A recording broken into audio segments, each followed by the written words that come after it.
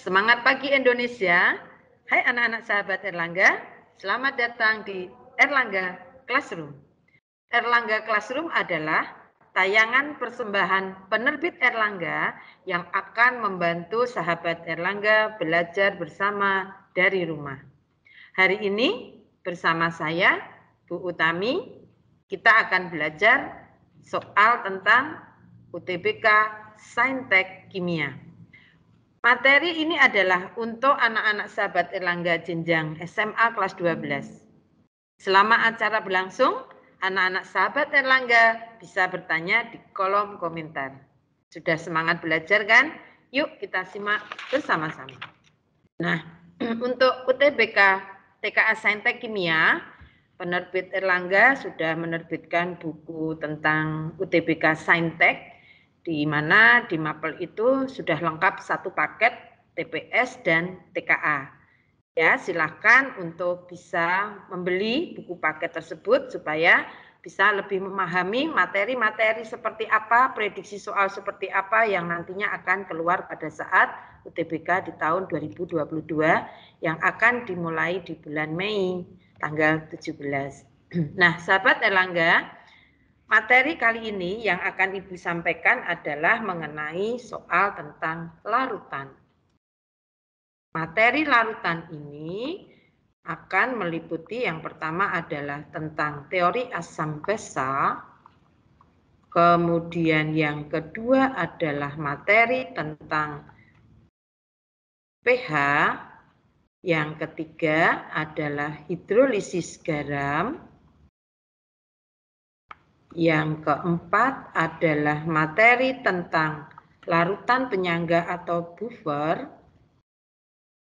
Kemudian yang kelima adalah KSP, kelarutan dan hasil kali kelarutan. Dan yang keenam adalah sifat koligatif kelarutan. Kita akan memulai tipe soal yang pertama, yaitu tentang reaksi asam basanya Brunsit-Lowry. Jika diberikan reaksi kesetimbangan dari H2PO3- plus H2O membentuk HPO32- plus H3O+. Nah, dari 5 pernyataan ini, mana pernyataan yang benar? Sebelum kita akan menjawab A, B, C, D, E, mana yang paling tepat, maka kita perhatikan dulu. H2PO3 plus H2O membentuk HPO32- plus H3O+, bisa kita pakai cara yang lebih efektif bahwa di Brunsit-Lowry yang dimaksud dengan asam selalu memiliki kelebihan 1H+ dari basanya. Maka kalau kita ketemu H2PO3 1- dan HPO3 2- jelas akan terlihat siapa yang mempunyai H+ lebih banyak. Maka dia akan sebagai asam. Otomatis HPO3 2- sebagai basa. Jika H2PO3- sudah sebagai asam, maka H2O otomatis basa. Karena tidak mungkin di sebelah kiri asam semua atau basa-basa semua. Jadi kalau HPO32- basa, otomatis H3O+-nya adalah asam. Nah, dari sini nanti kita mempunyai 2 pasang asam basa konjugasi atau basa asam konjugasi. Maka dari pernyataan mana yang benar, kita perhatikan bahwa HPO32- adalah asam. Salah ya, karena di sini dia harus bertindak sebagai basa. Asamnya adalah H2PO3 1-. H2PO3- dan HPO3- adalah pasangan asam basa konjugasi. Yang tepat ya. C pun juga salah, air adalah asam. Tadi kita lihat air adalah sebagai basa karena dia nantinya akan menerima 1H+. Karena di dalam teori asam basa Brunsit-Lowry yang dimaksud dengan basa itu adalah penerima proton. Jadi bukan asam, yang menerima proton adalah basa. Mudah ya? Oke, kita lanjut pada soal yang kedua. Soal yang kedua ini adalah pencampuran asam lemah dengan basa kuat. Perlu saya sampaikan dulu, pada saat kita bertemu dengan asam lemah dengan basa kuat, akan membentuk garam dan melepaskan H2O, ada dua kemungkinan yang terjadi. Yang pertama adalah jika kedua bereaksi, baik asam lemah atau basa kuat, itu habis bereaksi, pasti bisa kita tentukan di sini dia mengalami hidrolisis. Yang kedua, jika ada sisa asam lemah, ini kebetulan asam lemah ketemu basa kuat. Jika dibalik asamnya kuat, basanya lemah, maka sisa basa lemah gitu ya. Maka di sini akan membentuk larutan penyangga atau buffer. Nah, coba kita lihat. Pada soal kita sebanyak 200 mili HCN 0,3 molar direaksikan dengan 100 mili KOH 0,3 molar. Tapi kemudian ke dalam campuran itu ditambahkan lagi sebanyak 0,8 gram NaOH. Artinya apa? Ada 2 kali penambahan basa. Langkah pertama, kita menentukan milimol HCN dulu. Milimol HCN bisa dicari dengan rumus M kali vol. Karena kita tahu bahwa molaritas itu bisa mol per liter atau bisa juga molaritas itu milimol per mililiter. Karena tadi volume dalam mili, kita ketemu 60 milimol. KOH-nya sama, M kali V, ketemu 30 milimol. Terjadi penambahan NaOH, maka milimol NaOH-nya kita cari dulu. Gram dibagi mR, ketemu 0,02 mol, kita jadikan milimol. Sehingga kita punya milimol total basa kuat sebanyak 50 milimol. Dari sini kelihatan bahwa milimol asam lebih banyak dari milimol basa. Dan asam maupun basa bervalensi 1, sehingga saat kita setarakan koefisiennya 1 semua. Dari sini kita masukkan ke MRS, kita tentukan siapa yang habis. Yang habis kita sebut dengan bereaksi pembatas. Nah, bereaksi pembatas ini bisa ditentukan jika kita bayangkan mol dibagi koefisien, atau di sini milimol ya, itu hasilnya lebih kecil.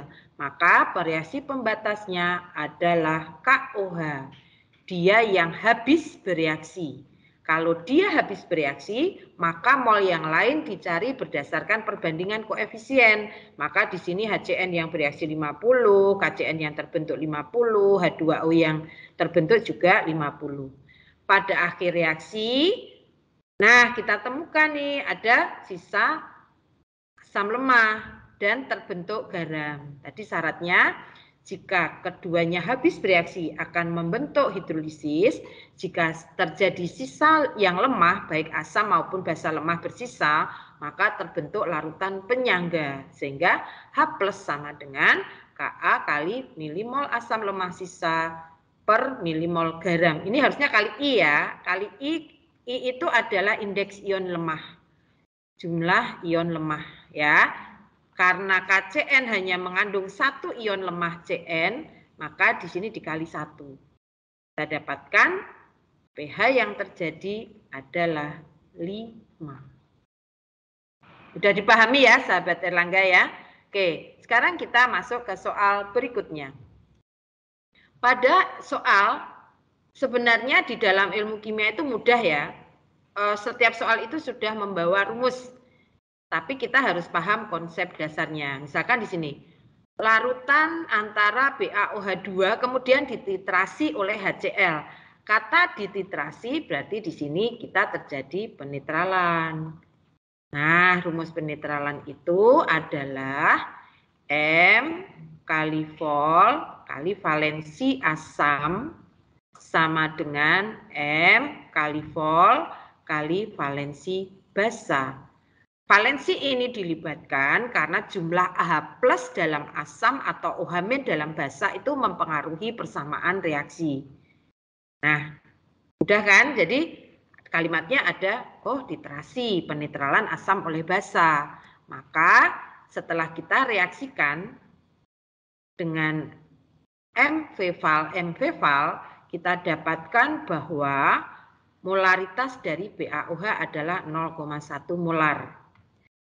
Nah, yang ditanyakan adalah 20 gram itu masih dalam cuplikan. Artinya kalau ada kata cuplikan, belum tentu ini pasti ada mengandung zat lain. Itu ya sahabat Erlangga ya. Jadi cuplikan itu belum murni punyanya BaOH sebanyak 20 gram mengandung zat lain. Jadi kalau kita gambarkan ini ada sampel. Nah, kira-kira berapa ya BaOH2-nya? Terus di sini ada apa saja ya? Nah, ini yang kita masuk dengan cuplikan. Kita mengambil satu bongkah. Nah, di dalam bongkahan itu seberat 20 gram itu BaOH-nya berapa? Maka yang ditanyakan di sini adalah kadar. Nah, di rumus yang M-Val tadi kita ketemu saat BaOH yang 20 gram, cuplikan BaOH yang kita larutkan dalam 200 ml air tadi, sebanyak 20 gram tadi, yang diambil hanya 50 ml, yang dititerasi dengan HCl 0,2 dan 50 ml juga. Maka kita dapatkan molaritasnya 0,1. Nah, dari 0,1 ini, berapa gram yang ada di dalam 200 yang ada di dalam 200 ml air tadi ya, yang kan kita 20 gram nih, dimasukkan cuplikan tadi dimasukkan dalam 200 gram air. Ternyata dalam 200 ml air sebanyak 20 gram tadi, kita dapatkan massa BaOH itu 3,42.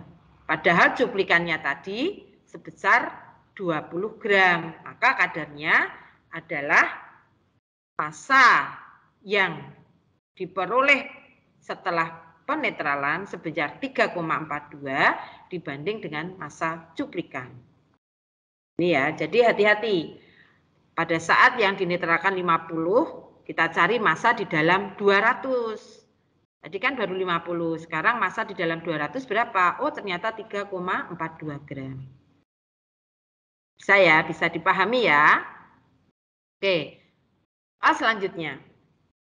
Kalau soal dalam bentuk pernyataan 1, 2, 3, 4, kan ini sudah teman-teman atau sahabat Erlangga, anak-anak Erlangga pasti sudah paham ya, ada trik-trik khusus. Kalau 1 betul, 3 pasti betul. Nah, kita kan perlu membuktikan nih, ada 50 ml suatu asam lemah, CH3COOH, ini asam lemah. Ya, kemudian direaksikan dengan basa kuat NaOH. Dari sini nanti kita kalikan M kali V itu selalu ketemu milimol. Akan sama dengan milimol jika dikalikan. Yang satu adalah 50 ml CH3COOH 1 molar, yang satunya adalah 50 ml NaOH 0,1 molar. Prinsipnya adalah pada saat milimol asam lemah itu kok sama dengan milimol basa kuat. Kapan ini?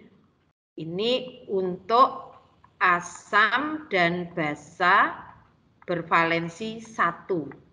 Kalau bervalensi 1 itu aman karena tidak akan muncul koefisien selain angka 1 kan. Maka saat milimol asam lemah sama dengan milimol basa kuat, pasti ini hidrolisis gitu ya teman-teman ya. Tetapi kalau milimol asam lemahnya lebih besar dari milimol basa kuat, pasti ini nanti adalah hidrolisis. Kita lihat ya, 50 kali 1, ketemu 50 milimol. Sementara NaOH-nya 50 kali 0,1, hanya ketemu 5 milimol. Ternyata asam kuatnya, asam lemahnya, milimolnya lebih banyak dibanding basa kuat. Maka di sini pasti terbentuk penyangga. Maaf, tipu ya, penyangga. Nah, kalau dia terbentuk penyangga, artinya apa? Artinya CH3COOH mengalami hidrolisis, ini jelas salah. Karena di soal kita ini, kita mengalami yang namanya buffer atau penyangga. Nah, setelah kita lihat, kita MRS nih. Tadi kan sudah ketemu milimol basa kuatnya berapa, milimol asam lemahnya berapa. Ternyata sama. Setelah reaksi berakhir, kita dapatkan ada sisa asam lemah dan terbentuk garam. Sehingga penyangganya adalah penyangga asam. H+ sama dengan seperti tadi Ka milimol asam per milimol garam. Diperolehlah pH-nya 5-log-9 atau pH kurang dari 7. Sehingga maka larutan yang terjadi bersifat asam. Betul. 3 pasti betul. Kenapa 3 betul? Kita buktikan. Tadi kan CH3COONA yang terbentuk adalah 5 milimol dibagi volume total. Karena pencampuran volumenya tidak lagi 50 tetapi 100. Betul ya. Sehingga jawabannya adalah karena 1 betul, 3 betul. Kita lihat nomor 2. Kalau nomor 2 betul, nomor 4 salah, tadi sudah jelas salah, jawabnya kan bisa A. Tetapi bisa juga B, maka nomor 2 perlu kita buktikan. Dengan cara kita lihat, pH mula-mula sebelum ditetesi berapa? Karena CH3COOH adalah asam lemah, rumusnya hanya akar Ka kali M. Ketemu 10 pangkat N5 kali 1. Harusnya pH-nya adalah 2,5, tapi di sini ditulisnya kan 3. Sehingga pernyataan 1 dan 3 saja yang betul. Semakin asik kan? Sebenarnya belajar kimia itu menyenangkan. Karena apa? Setiap soal tadi sudah saya sampaikan di depan, itu selalu sudah membawa rumusnya, pengen dikerjakannya seperti apa. Jadi sudah gambarannya sudah jelas gitu ya. Ya, kemudian kita ke KSP. Nah, sahabat Erlangga, KSP ini di kurikulum esensial tahun kemarin itu memang materi yang tidak disampaikan. Tetapi ternyata 2 tahun terakhir KSP itu muncul sehingga tetap kita sampaikan di sini. Mudah-mudahan juga di sekolah disampaikan, jika tidak bisa dipelajari sendiri. Gampang sekali untuk memahami soal tentang KSP. Kuncinya adalah kita lihat ya, kita akan mereaksikan 250 ml BaOH2 0,02 M dengan 200 ml K2CO3 0,2 M. Nah, kalau ada kata KSP BaCO3, artinya pencampuran ini nanti harus menghasilkan BaCO3. Permasalahannya adalah campuran itu akan belum mengendap, tepat jenuh, atau terjadi endapan. Kalau tepat jenuh itu bagaimana? Mengendap sudah tidak, mengendap belum, larut sudah tidak. Jadi kapan itu? Saat KSP sama dengan KC. Nanti kita akan belajar KC. Nah, dari KSP-nya ini, KSP tidak perlu dihafal ya. KSP itu biasanya diketahui atau dicari. Di sini sahabat Erlangga bisa lihat bahwa dari BaOH2 yang akan kita ambil adalah ion Ba yang akan ketemu dengan ion CO32- dari K2CO3. Ion Ba2+ ini kita cari konsentrasinya dengan cara M kali V dibagi volume total. Karena pencampuran sehingga volume pembaginya adalah volume total. M mula-mula dikali volume mula-mula per volume total. Kita dapatkan 0,01 atau 10 pangkat min 2M. Ya, karena sama ya, kebetulan 250 mili 0,02 dan 250 mili 0,02 juga untuk basa dan K2CO3. Nah, dari sini ketemu juga konsentrasi CO3 2-nya. Banyak 10 pangkat min 2. Dari KSP BaCO3 kita ionkan jadi Ba2+ dan CO3 2-. Di sini tidak muncul koefisien sehingga kita anggap 1. Kenapa? Karena kita akan mencari HC. HC itu apa? HC itu hasil kali konsentrasi ion. Hasil kali konsentrasi ion. Artinya kita hanya tinggal mengalihkan konsentrasi yang kita dapat dari pencampuran tadi. Sehingga kalau Ba2+ dan CO3 2- tanpa koefisien atau koefisien 1, di sini tidak dituliskan. Ya, di sini pangkat 1 tidak dituliskan.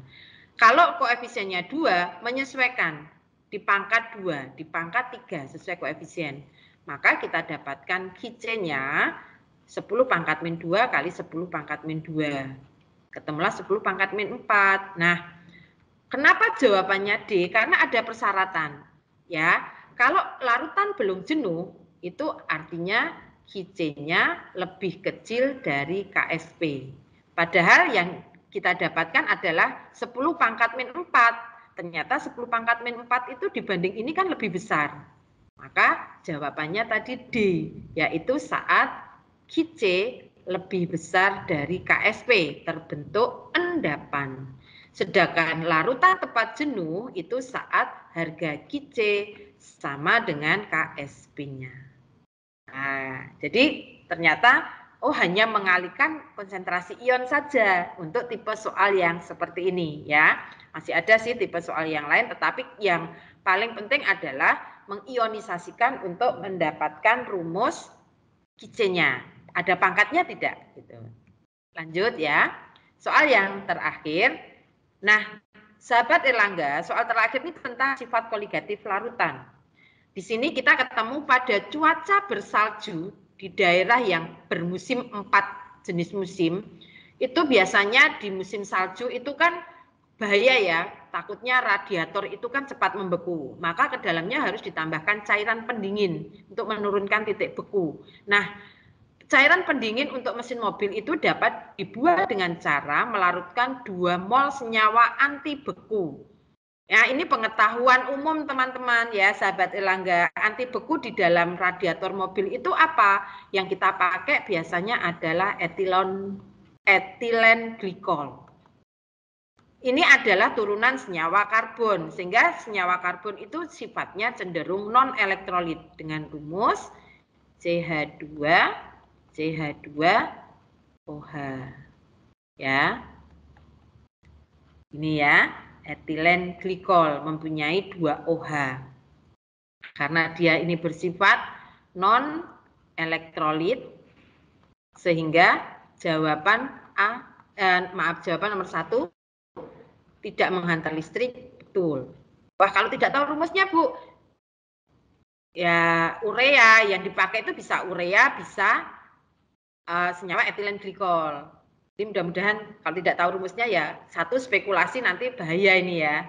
Kemudian yang kedua, tekanan uap. Nah, sahabat Erlangga perlu kami tekankan kembali, saya tekankan kembali bahwa tekanan uap atau P itu rumusnya adalah P0 min delta P.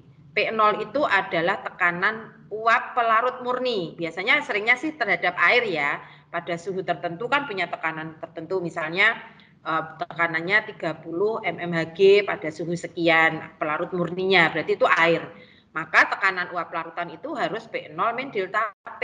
Delta P-nya ini kan fraksi mol itu ya. Delta P itu dicari dari P0 kali XT atau XP.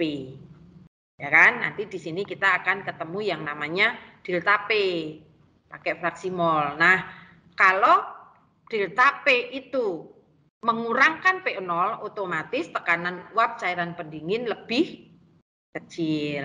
Berarti pernyataan nomor 2 juga betul. 1 betul, 3 kan tadi pasti betul. Nah, cara membuktikannya bagaimana secara hitungan kimia? Kita melihatnya adalah molalitas. Molalitas ini sebenarnya rumusnya adalah M kecil ya, gram per mr kali 1000 per P, gram pelarut. Nah, gram per mr-nya kita masukkan sudah jadi mol nih, atau mol kali 1000 per gram pelarut. Molnya 2 tadi, di dalam soal sudah ditentukan bahwa kita akan membuat dengan cara melarutkan 2 mol anti beku itu dalam 2 kg air. Kilogramnya ini kita jadikan gram, maka jadi 2000, sehingga ketemu 1 molal. Berarti pernyataan nomor 3 juga betul.